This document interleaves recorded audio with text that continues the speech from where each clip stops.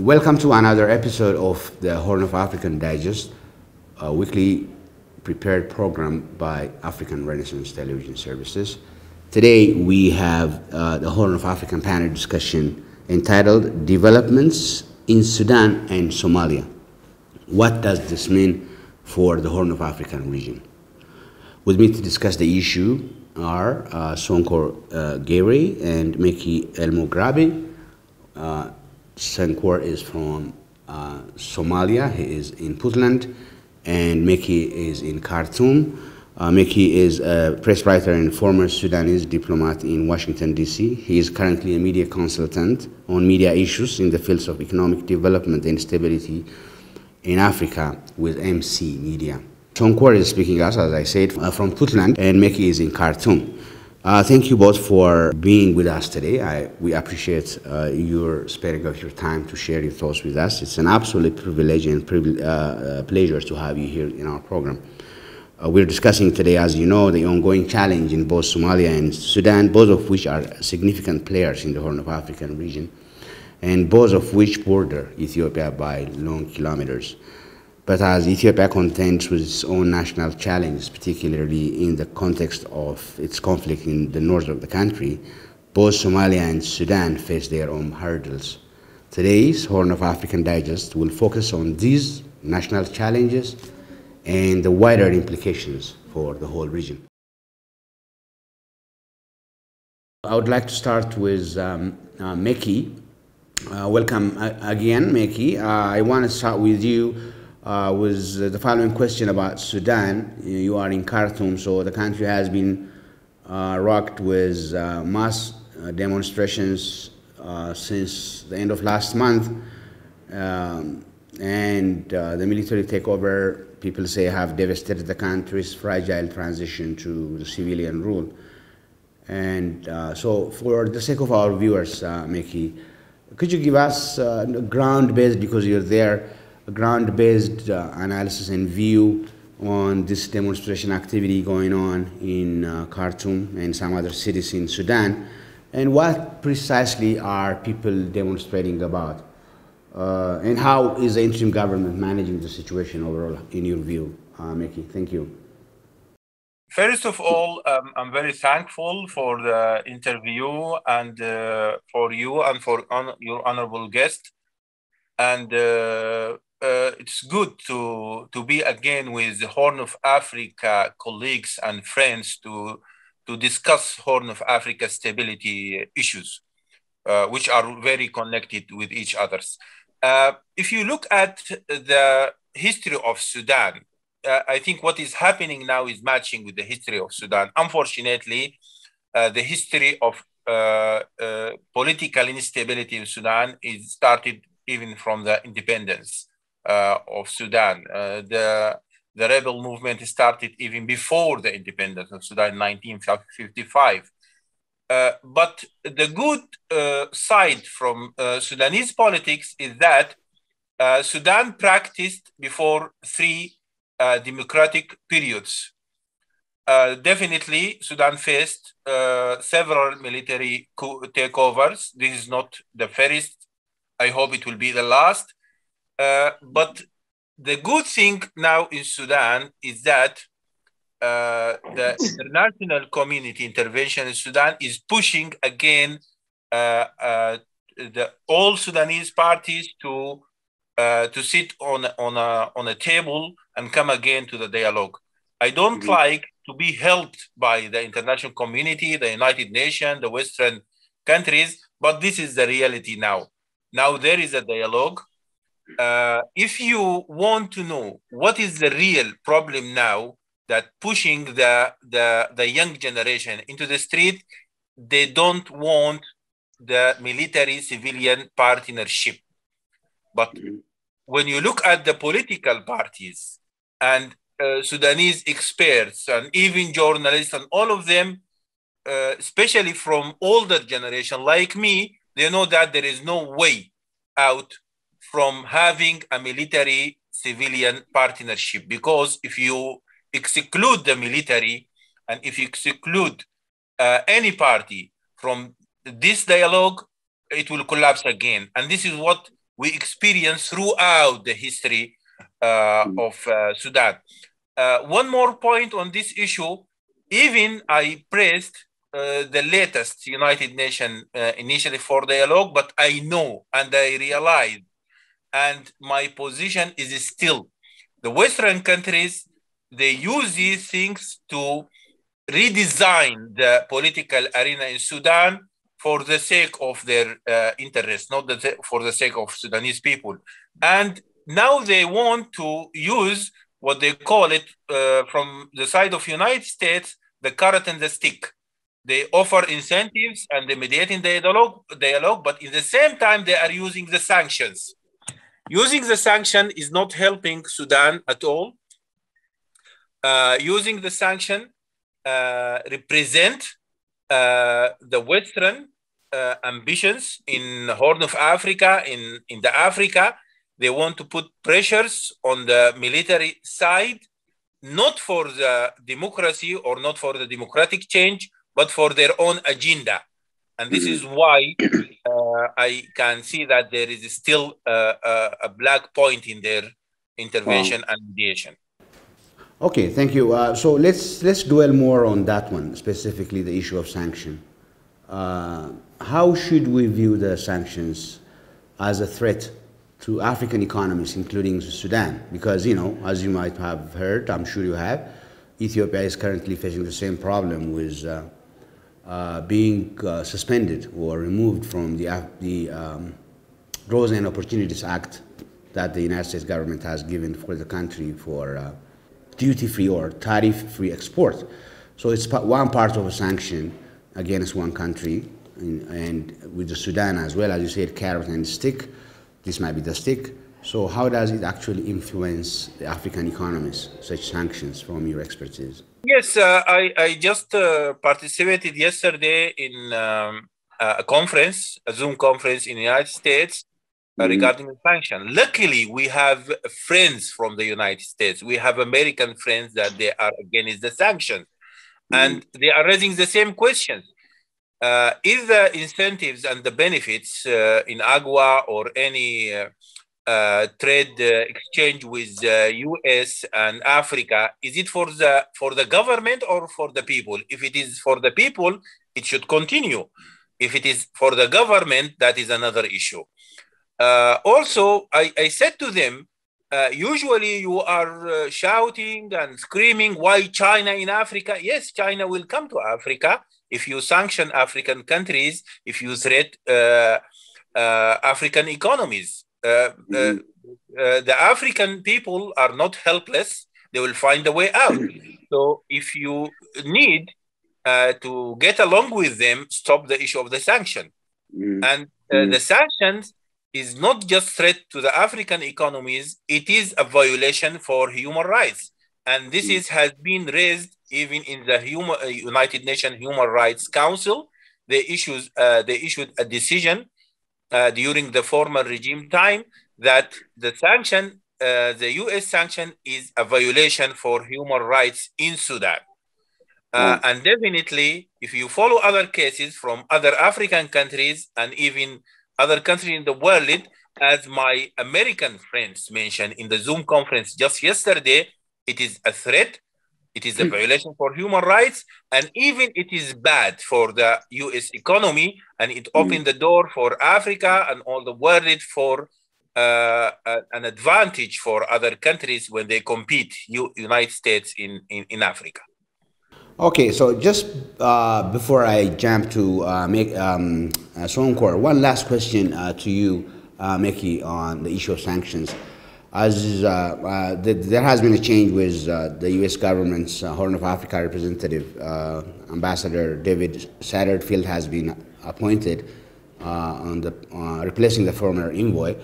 So, do you think any possible change by the U.S. government regarding sanctions being threatened against Sudan, or for that matter, other Horn of African countries? Do you see any change of directions in that regard with the coming of a new envoy? Unfortunately, I'm not optimistic unless the US government try to change the policy of the sanction.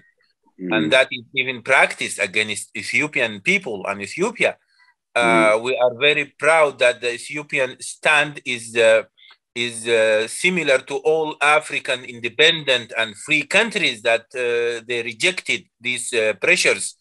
We here in Sudan, we are proud that we are the neighbor of an ancient civilization, just similar to the Nubian civilization, the Aksumite civilization in Ethiopia.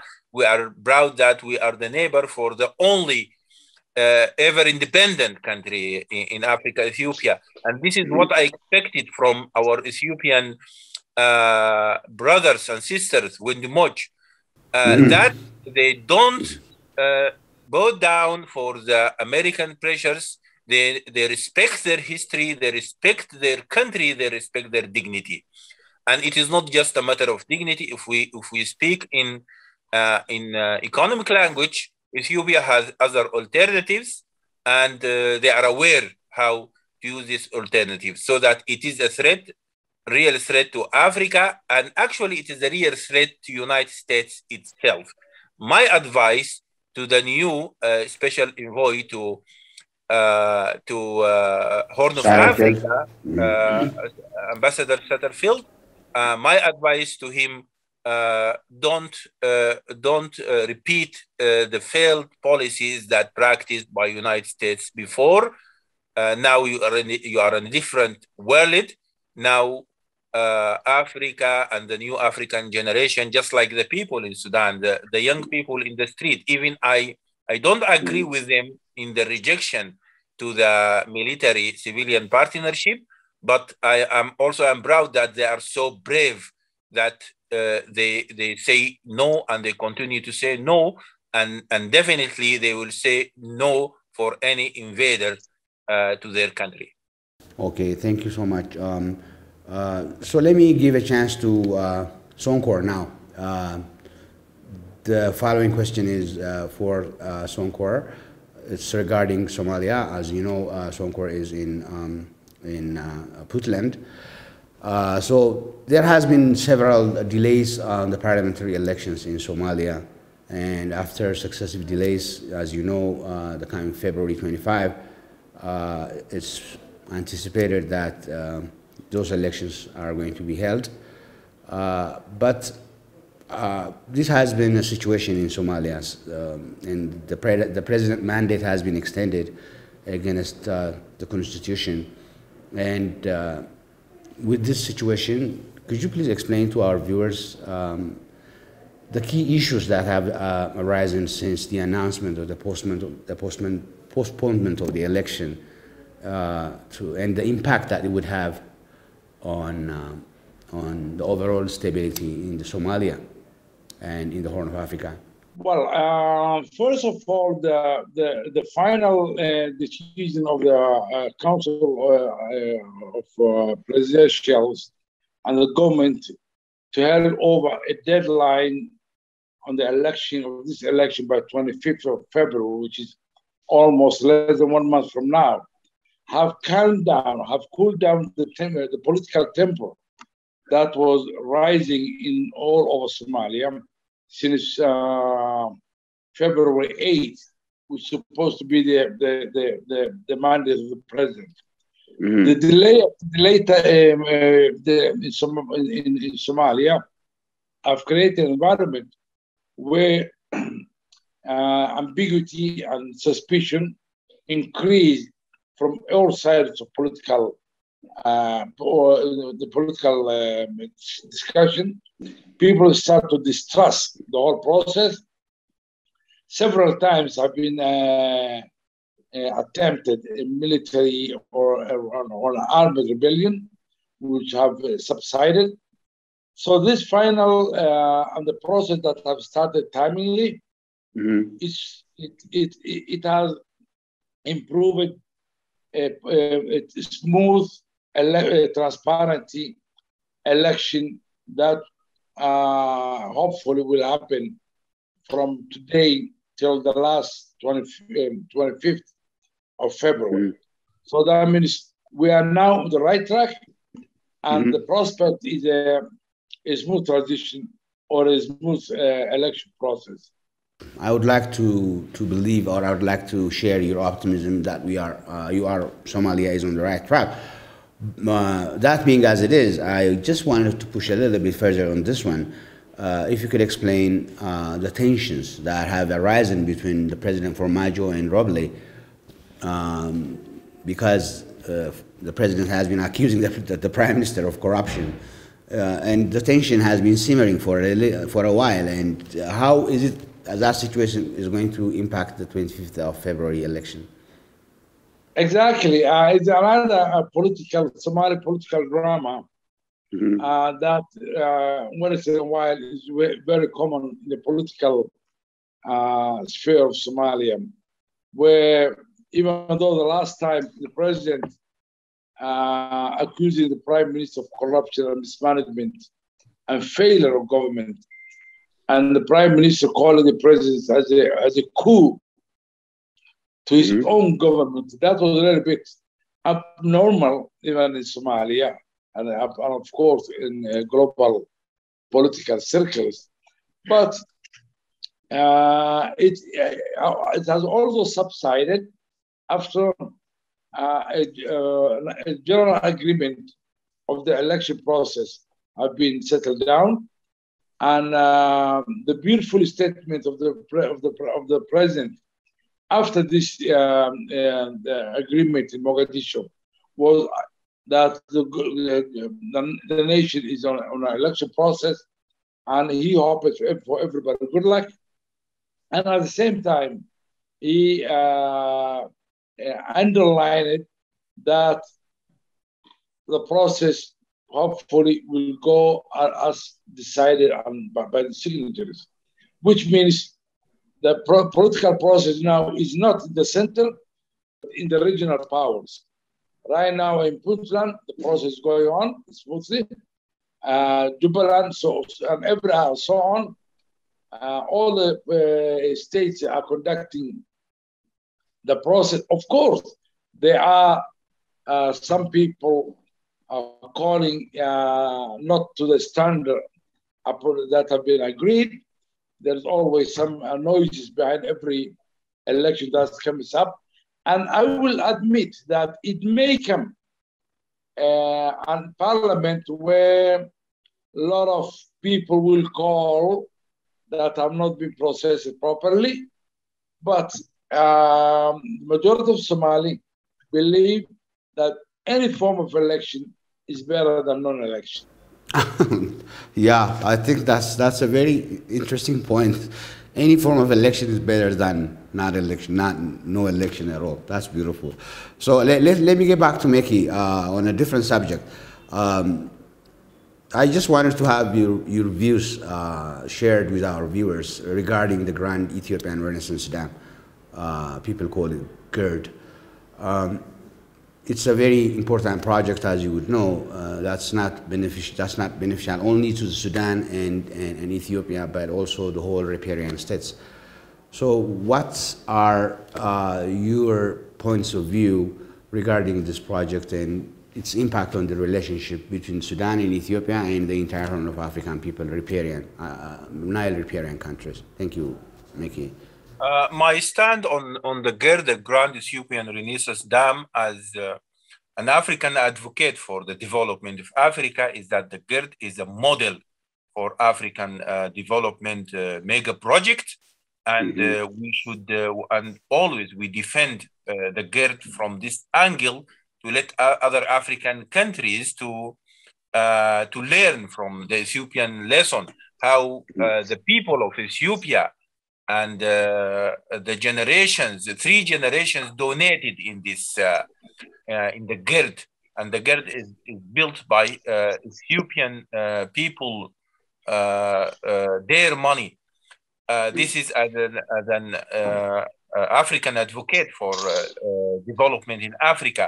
As Sudanese also, I'm very clear always that the GERD is for the benefit of Ethiopia and the benefit of Sudan, and Sudan get stable water throughout all the 4 seasons in Sudan, and can expand its agricultural projects with the help of the GERD. so that I always say thank you for GERD and thank you for Ethiopian people for helping Sudan, and this is why we need to help each others and involve in an economic integration.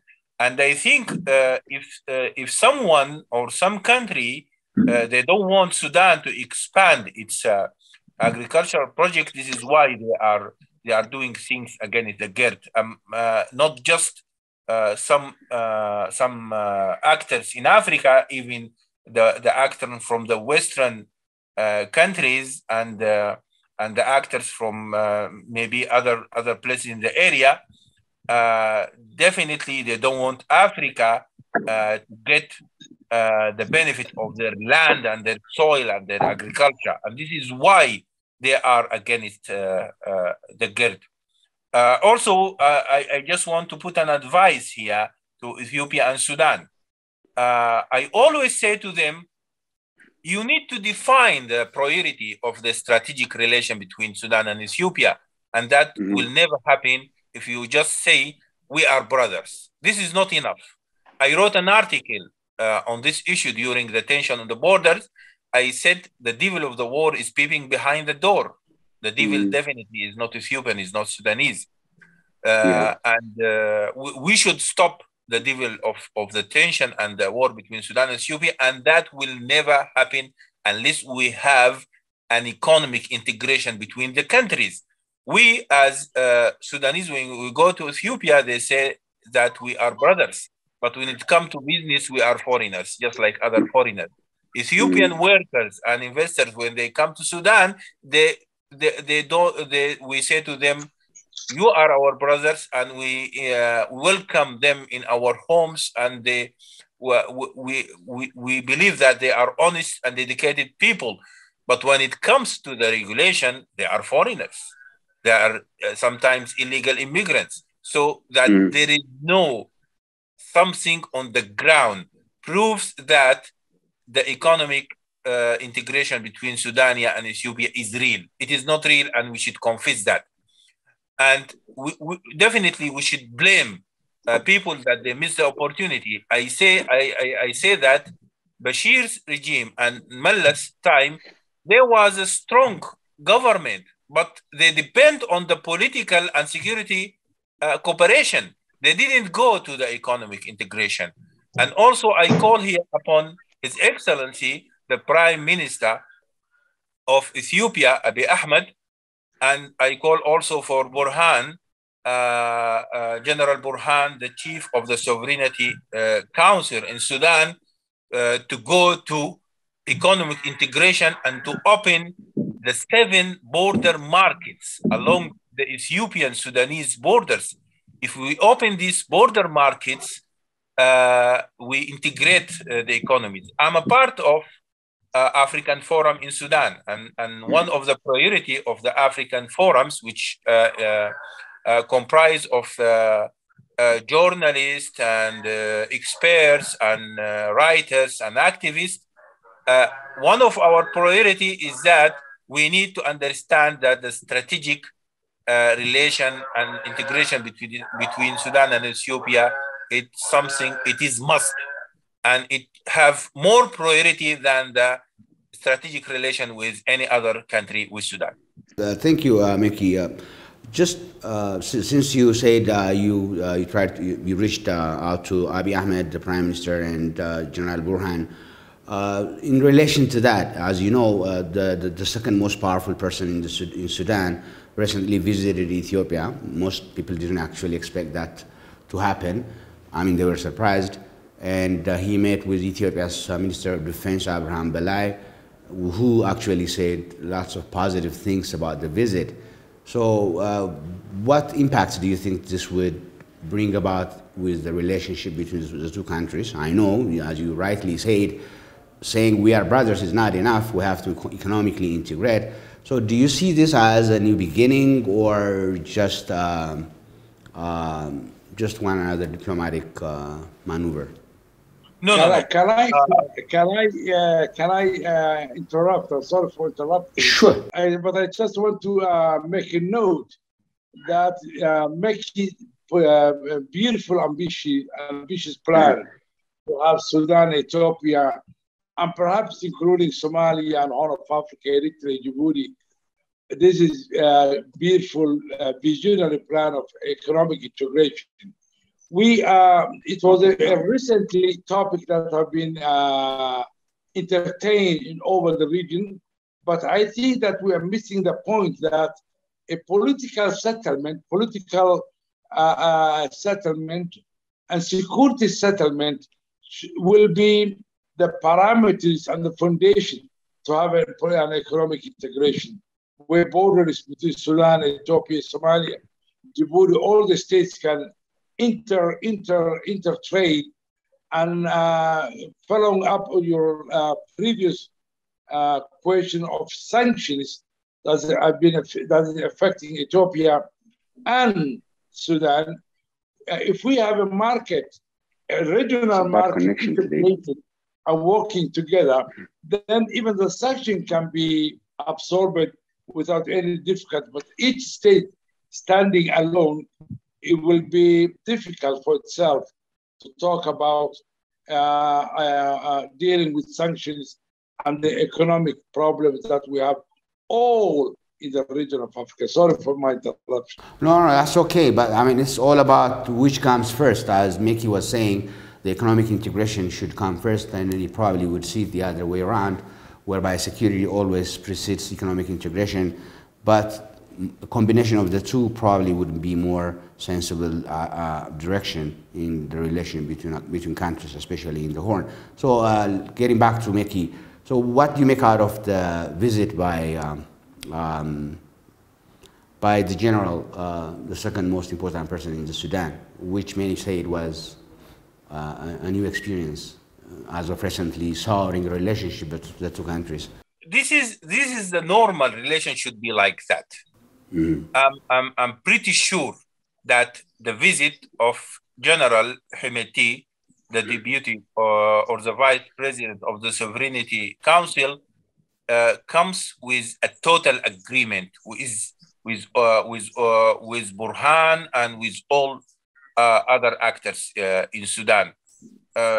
Maybe there are some people that they are thinking differently, but luckily now they are not at the top of the decision making process. It is a visit that long waited, and this is the normal relation. And if I refer to the latest point that in your question and in what my brother Sonkor said, I say always economic integration is prior than political talks. Because political talks happens on the upper level, but economic integration happen within people to people and business to business. And already we have access now to the Ethiopian market. We don't want to build new roads. We have roads. We don't need to build new markets. We have already markets. And when I mention the strategic relation between Sudan and Ethiopia, that doesn't mean just Sudan, only Sudan and Ethiopia. The strategic relation here comes an answer to internal debate in Sudan from the time of the independence, who is going to be the strategic trade partner and business for Sudan. Clearly said, Egypt or Ethiopia. I have nothing against Egypt, but why me and other experts and press writers that we gave priority for strategic relation with Ethiopia, with good relation and neighborhood definitely with Egypt, because we have similar problems. We have similar economies.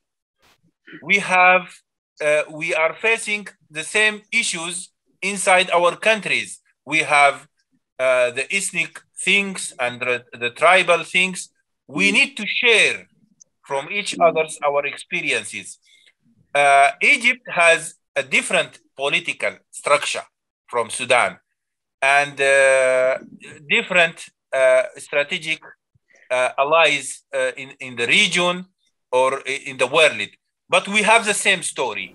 and we have very similar, even the music, so that we are almost one country in the eyes of the ancient Greek Even the historian. looks, even the looks, you and I look alike in a way, Yes. So with that the glasses. this is an answer to an internal debate in Sudan. And when me and others established the African Forum, it is an answer to other questions. One of them, and the top of the question of the African Forum, that, and we had a dialogue by some writers from Ethiopia, but unfortunately, the tension stopped these things. So that what I want to conclude here is that this visit is something very important, and it is the normal relation, and I hope that it will put the relation in the normal track. I add one point: we don't just share the Nile; we share IGAD. Okay, so that we are members, Sudan and Ethiopia and Somalia, so that when we settle down the strategic issues between Sudan and Ethiopia, I think this will be the real start for the Horn of Africa. Definitely Abiy Ahmed and the former president of Sudan at that time, both of them, they agreed that we need a Horn of Africa trade bloc or economic bloc. This is what we count on: Sudan, Eritrea, Somalia, Djibouti, Ethiopia. Okay? Because the people of the economic East Africa Economic Community now, they are advanced than the Horn of Africa. Let me get back to Sonkor. I have a couple of questions for you, a little bit different from what we've been talking about. As you know, there has been some increase in the attacks by Al-Shabaab in Somalia as of recent. And why is this being exacerbated by various situations? But it happened after 15 years of stay by AMISOM, the peacekeepers' presence, as you know, on the ground. So as Somali government institutions and security sector, you have seen you have seen them, but why are these attacks are proliferating as of recent? Yes, these have been a question that was always, for the last decade, was always coming up on the table. Why with so many AMISOM and so much investment in AMISOM, the security sector from the Somali side, and from the African Union, still Al-Shabaab is attacking, of course. The simple answer is the strategic hybrid operation between AMISOM and Somali National Forces, or the Somali security sector, have not been as its best. In terms of strategic cooperation, in terms of strategic policy making. AMISOM have been set up in a rush and form. It was a quickly organized mission for Somalia.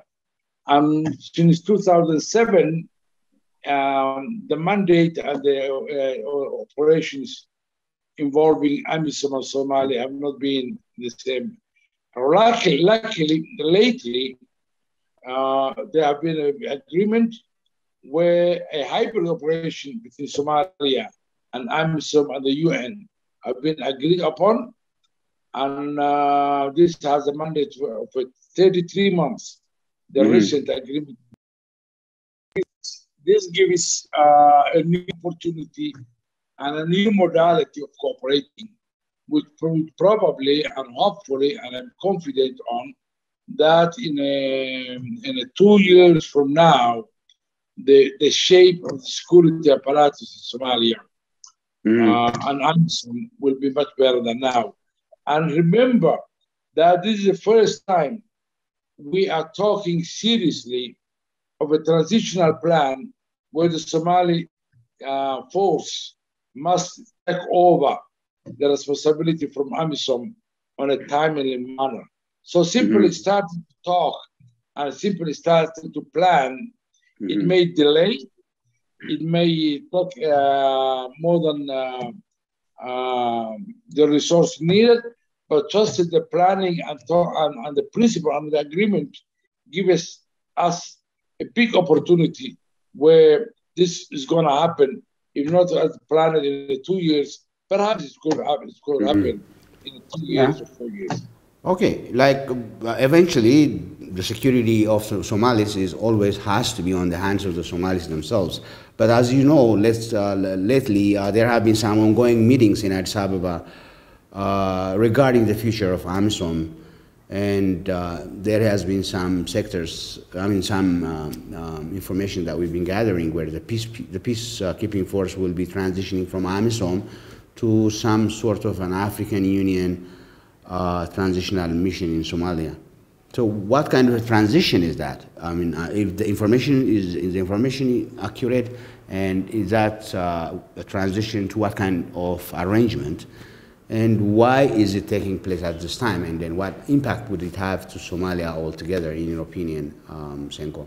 Well, as I was saying, that the recent agreement in Addis between Somalia and African Union with the UN involved they will say that changing the plan, the previous operation modality that existed and the cooperation modality that existed between AMISOM and Somali forces. And with the new agreement, there is what have been agreed is on 33 months, which is 2 years and something, 2 years and a half. A new modality of cooperation will be worked out, and that will be AMISOM transitional plan to the Somali sector in overtaking the whole security operation in Somalia. As I was saying at the beginning, when AMISOM was deployed in Somalia, it have not been a plan where a clear role that each side, as UN or Somali forces or the African Union, the responsibility of each side have not been very clearly. But now, from this agreement that recently have been agreed on, give us a timeline and responsibility, clear responsibility from each side, where after 33 months, it can be evaluated where we started and where we are, and when AMISOM need to be out of the country with respect and gratitude. That's a very optimist analysis, and I would love to share that. So let me get back to Meki. Meki, I just wanted to ask you as a continuation of the question that I had a while ago regarding the visit of the deputy of the Sovereign Council, the Sudanese government. That kind of rapprochement might be an indication of a growing relationship, but in spite of that, there has been an atmosphere of tension, as you know, between Ethiopia and Sudan, especially in the Asosa town in Benishangul and Gumuz region, which borders Sudan. And Ethiopia discusses. There has been a discussion as well on the cross-border issues between the regional leaders, the leader of the Benishangul Gumuz region in Ethiopia and the regional leader in the Sudan. It has been actually done with the blessing of the governments in Addis Ababa and Khartoum. So that does that mean that the local communities in the two countries are getting more advanced than actually the governments, and leading to some sort of people-to-people situation in your analysis? Yes, definitely. They are more advanced. Even the role of the government is behind the local communities. Even within the tension, all things between the local communities are okay. Between Sudan and Ethiopia, and not just Sudan and Ethiopia. Let us talk about my family. My uncle married from Ethiopia and he stayed there and he's a businessman. Two of my cousins married to strong, powerful Somali ladies, and even we learn from them how how to be a mom and a business woman in the same time. We in the Horn of Africa, we don't share the borders, we share the people, and the people to people relation is excellent. We should stand behind that, and we should support that, and this is the way that things should be done between the people of Sudan, Ethiopia, and the Horn of Africa. Oh, nice. Senkor, let me get to you with the same kind of question. Like Ethiopia and Somali region borders the country of Somalia with thousands of kilometers. The people are very much related. So what's your perspective with regards to disembarkation of borders between Somalia and Ethiopia, depending upon the relationship that the people have? Very good, very good. And this is exactly one of the points that I always like to raise in the discussion. I was part of the initial initiative of the Somali, Ethiopia, Abiy, Formaggio, Eritrea integration plan. And the border, as you say, long, thousands of kilometers border, not only thousands, we share people. You got the second largest, if not the first, state of the Ethiopian Federation federal system is a Somali state, which is most of us from there. So we share a lot of things together, and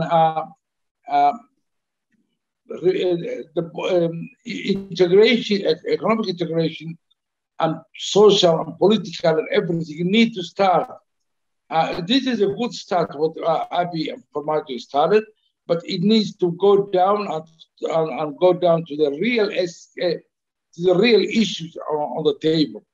And let me say in a very short way, an Ethiopian state living in peace with itself and with its neighbor is the foundation of the Horn of African integration dream.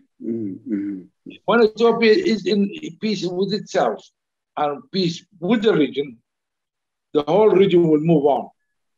And that it could be a small statement, but the big vision where it needs to start.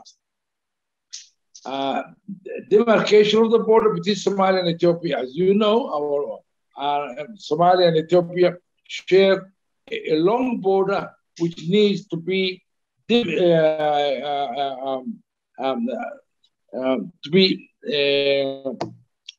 demarcated. We got border from all the central part of Somalia and Ethiopia. If you look at the map, is not a straight line, it's a tick. And that means in the mandate of the 1950, it was a mandate for the Italian colonial power in Ethiopia to demarcate this border. And it has not been yet demarcated. Plus, the Somali state in Ethiopia, with the rest of Ethiopia, as things are doing well, it has to be incorporated the whole region, and to make sure we need to live in peace together. No peace, no integration, and no development.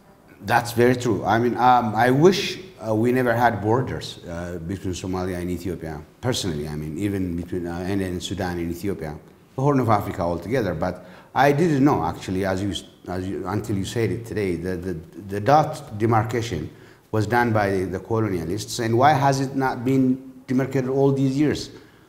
I mean, is it something good that we should be proud of, or it's something that we should have done but did not, and so we are liable for something? Yeah. If you look back at your books, if you just make a research, the Somali-Ethiopian border is not yet demarcated. Okay, Sonkor. So,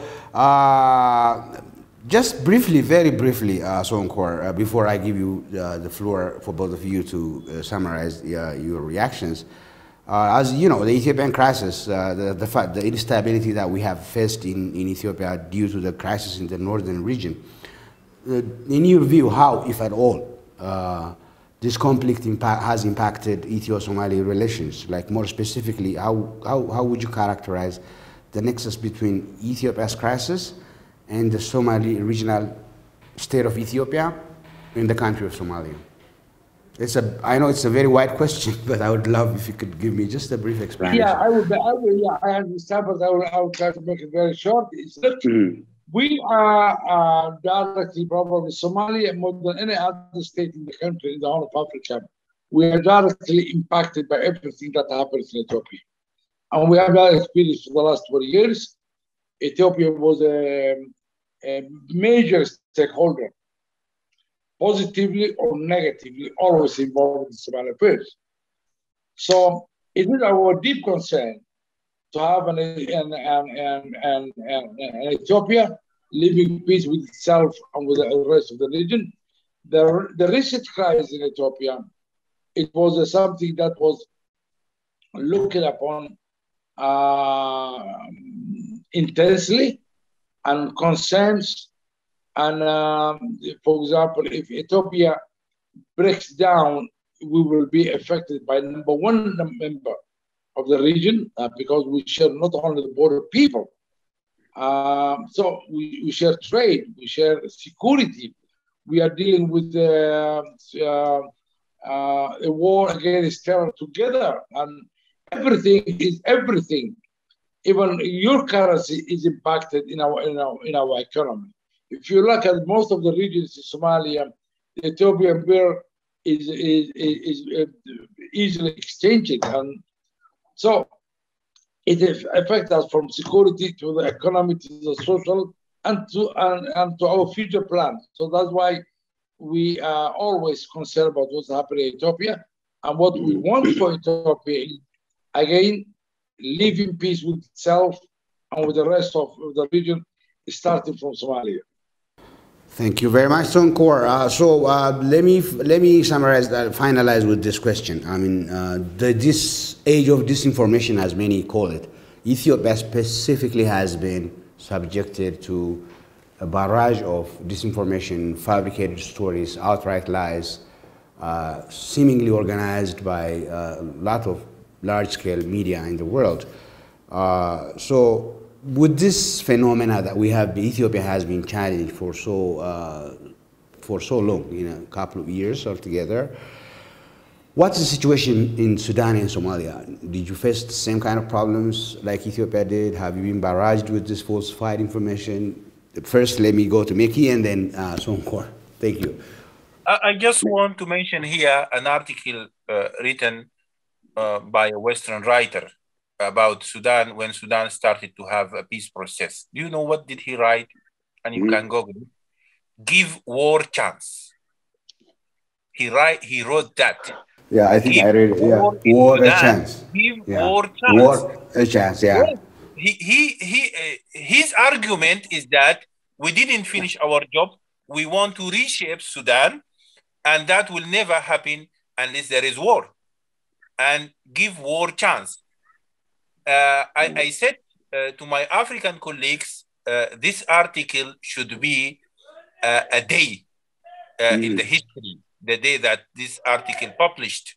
And it should be part of the education curriculum in our countries, that Western people, some of them, I don't want to blame all of them. We have very good friends in the Western countries, even on the official level. But some of them, they are, this is their agenda. Give war chance, make war. I want to echo here what Sonkor said. The structure of Ethiopia represents the structure of the Horn of Africa. You have the Afar, you have the Somalis, you have the common tribes between Sudan and Ethiopia. And even there is a tribe or ethnicity that is not in the borders. We have a lot of them in the country. They are very powerful. The Amharas people and the Tigray people inside Sudan, they are very powerful part of the business of the service because they are honest and they are dedicated. and they are almost Sudanese citizens unless we have just no economic integration and good agreements. The structure of Ethiopia represents the structure of the Horn of Africa. We should support the efforts of the peace process that launched by Prime Minister Abiy Ahmed, because the stability in Ethiopia will be the stability of the Horn of Africa. Thank you so much, Mickey. Sonkor, your final thought on that? To make it brief, the media always the media will always be the problem and a source of information, and negative or positive. The media is a pain that we cannot live without it, and we cannot live with it.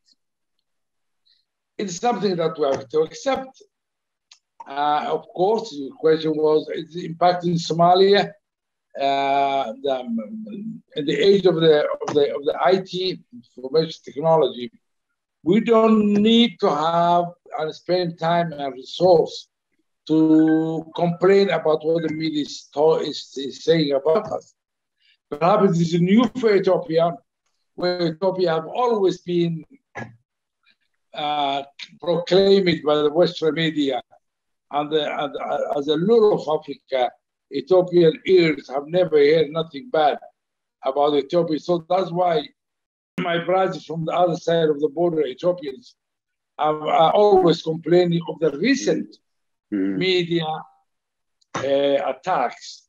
But we have always been attacked in Somalia. We've been called for the first failed state in the world. If you put on the Google map a failed state, Somalia comes up. So we are acquitted of that. And my advice to my friends of Ethiopia is, don't worry, keep going. The media will be always something that's going to be noisy. You are a failed state, but you have very beautiful room and electricity, while I don't have now electricity. I'm using my power saver. Oh, really? Very nice door. So wow. It's a good failed state. That's true. Yeah, it looks from the outside. I mean, it is. I guess that's a very good observation. So we're just wrapping up. Let me give you like 2 minutes each. What messages do you have to share with the Ethiopian government policymakers and the civil society groups who will be watching this program? Any thoughts to share from the perspective of your own national circumstance and the implications for Ethiopia? 2 minutes, Mickey, and 2 minutes, Cairo. To the government, but mainly to the educated and cultured people and the press writer and experts, because the non-state actors, we count on them. We here in Sudan established the African Forum, as I mentioned, and we put the strategic economic integration as a priority between Sudan and Ethiopia, and we need partners from Ethiopia to share with us the same point of view, and it is part of the wide economic integration for the Horn of Africa. Thank you, Mickey. That was a very brief and comprised of deep thoughts. Sonkor, your final thought on that? If Mickey was brief, I will try to be more brief. For my audience, my advice is, if the East African community would compromise 5 states of Africa, different in culture, and language, and religion, they can make it as a prosperous state. We need to have it in the Horn of Africa. My advice, my statement to my audience is, in the Horn of Africa, we need to stop complaining of the past. We need to move on from the past. We need to move forward and think forward positively, and set a target where the Horn of Africa becomes a one market, one policy, one people, one nation. I don't mean by automatically, but in 100 years, 50 years, we need to have a vision where the Horn of Africa is integrated socially, economically, and starting with right now from the policy and security and economic integration. And thank you very much for you, Daniel, for the beautiful time and the opportunity to have this beautiful forum. And Thank you to so my much. Thank you so much, Sonkor. You've been very instrumental in getting appropriate information and your reflections from a professional point of view. The same goes to Meki for your perspective, and thank you so much, both of you, for gracing our program with this. I'm sure we'll be having another session soon. Thank you very much, our viewers. It has been another episode of the Horn of African Digest program with the Sudanese expert Meki El Mugrabi and Sonkor Geri of Somalia. It has been an insightful discussion. Thank you very much to both of you again. I hope to see you in another forum very soon.